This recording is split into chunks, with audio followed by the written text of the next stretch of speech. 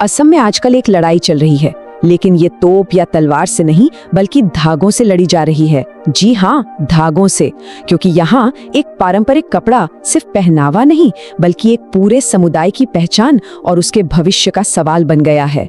कभी सोचा है कि कैसे कपड़े का एक मामूली सा टुकड़ा पूरे राज्य में एक सियासी भूचाल ला सकता है? चलिए आज इसी उलझे हुए और संवेदनशील मुद्दे की परतों को खोलते हैं। तो बात शुरू होती है 2025 के आखिर में। असम सरकार एक प्रस्ताव लाती है और बस पूरे राज्य में जैसे तनाव की एक लहर दौड़ जाती है। हर तरफ विरोध प्रदर्शन होने लगते हैं और माहौल गर्मा जाता है। और इस पूरे बवाल की जड़ में क्या था? 6 बड़े समुदायों को अनुसूचित जनजाति यानी एसटी का दर्जा देने का एक सरकारी प्रस्ताव। बस यही एक चिंगारी थी जिसने दशकों से सुलग रही असहमतियों को फिर से हवा दे दी। ये स्लाइड देखिए, ये संघर्ष का पूरा नक्शा साफ कर देती है। एक तरफ है बोडो समुदाय जो पहले से मिले अपने एसटी अधिकारों को बचाने के लिए लड़ रहे हैं।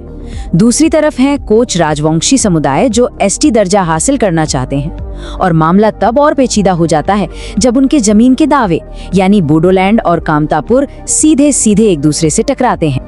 और जानते हैं, ये सारी राजनीतिक खींचतान और जमीन की लड़ाई आकर एक चीज पर टिक गई है, एक पारंपरिक पोशाक पर जिसका नाम है दोखोना।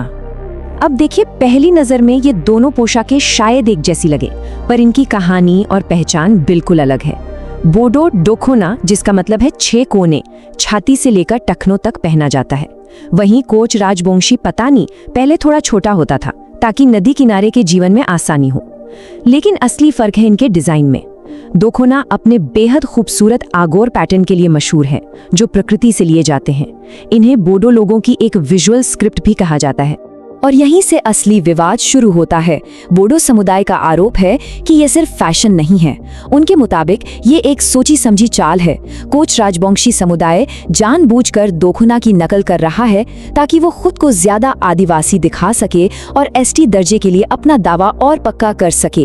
अब इस झगड़े को ठीक से समझने के लिए हमें इतिहास में थोड़ा पीछे चलना होगा, क्योंकि इसकी जड़ें आज में नहीं बल्कि सदियों पुराने अतीत में हैं।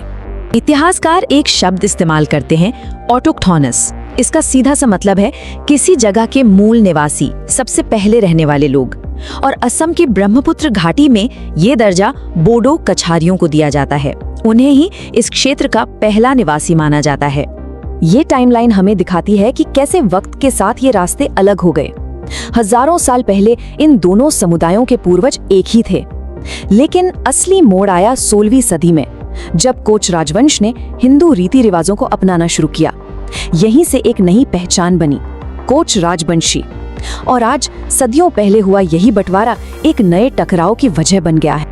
और ये जो प्रक्रिया थी जिसे इतिहास में संस्कृतिकरण कहते हैं, वो यहाँ बहुत अहम है। इसका मतलब है जब कोई समुदाय अपनी सामाजिक स्थिति को बेहतर बनाने के लिए दूसरे ज्यादा प्रभावशाली रीति रिवाज अपनाता है। इसी की वजह से कोच राजवंशी समुदाय की पहचान और संस्कृति बोडो समुदाय की आदिवासी जड़ों से अलग होती चली। लेकिन ये लड़ाई सिर्फ इतिहास की नहीं है, बिल्कुल नहीं। आज ये लड़ाई है राजनीतिक ताकत की, नौकरियों की, जमीन की और सबसे बढ़कर अपनी सांस्कृतिक पहचान को बचाने की। तो बोडो समुदाय के लिए दांव पर क्या लगा है? ये चार्ट इसे साफ दिखाता है। सबसे बड़ा डर है अपनी राजनीतिक आवाज खो देने का। फिर आता है उनकी महिला बुनकरों की रोजी रोटी का सवाल, और उसके बाद अपनी सदियों पुरानी पहचान के ही मिट जाने का डर। और ये डर सिर्फ हवा में नहीं है। सोचिए, अगर 6 बड़े समुदायों को एसटी लिस्ट में जोड़ दिया गया तो नौकरियों और शिक्षा में आरक्षण का कोटा कितना बढ़ जाएगा। उन महिला बुनकरों का क्या होगा जिनकी कला की नकल करके उसे बाजार में सस्ते में बेचा जा रहा है। और धीरे धीरे उनकी अपनी अनूठी पहचान ही तो धुंधली पड़ जाएगी। तो इस सांस्कृतिक और आर्थिक चुनौती से निपटने के लिए बोडो समुदाय ने एक आधुनिक कानूनी रास्ते का इस्तेमाल किया है। और ये रास्ता है जियोग्राफिकल इंडिकेशन टैग यानी जीआई टैग। इसे आप एक तरह का कल्चरल कॉपीराइट समझ सकते हैं, जो किसी समुदाय की सांस्कृतिक या पारंपरिक संपत्ति को कानूनी सुरक्षा देता है। तो ये जीआई टैग काम कैसे करता है? बहुत सीधा है। पहला, ये कानूनी तौर पर पक्का कर देता है कि दोखोना और उसके आगोर डिजाइन बोडो समुदाय की ही देन है। दूसरा, ये उन्हें ताकत देता है कि अगर कोई इसकी नकल करे तो उस पर कानूनी कार्रवाई कर सकें। और सबसे जरूरी, ये उन हजारों महिला बुनकरों की रोजी रोटी को बचाता है जिनकी कला ही उनकी पहचान है। तो आखिर में ये हमें एक बहुत बड़े सवाल पर लाकर छोड़ देता है।